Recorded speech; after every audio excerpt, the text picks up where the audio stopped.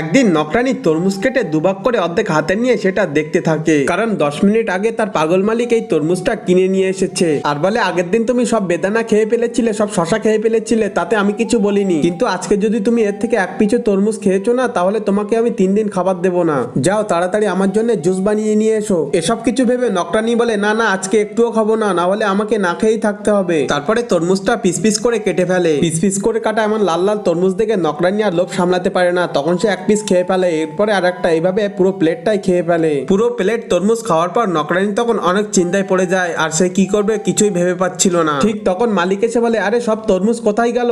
নকরানি তখন খুব তাড়াতাড়ি একটা আইডিয়া বার করে আর বলে, মালিক, আমি যখন শরবত বানানোর জন্য তরমুজ কেটেছি, তখন একটা মাছি এসে এক পিস তরমুজের উপরে বসে, আর আমি সেই তরমুজের পিসটা ফেলে দিয়েছি, আর তুমি মনে করবে ওটা আমি খেয়েছি, তাই তুমি আমাকে 3 দিন খাবার দেবে না, তাই আমি পুরো তরমুজটাই খেয়ে নিয়েছি, এখন আমার আর 3 দিন খিদেই লাগবে না। ছবিটিকে ভালোবেসে লাইক সাবস্ক্রাইব করো।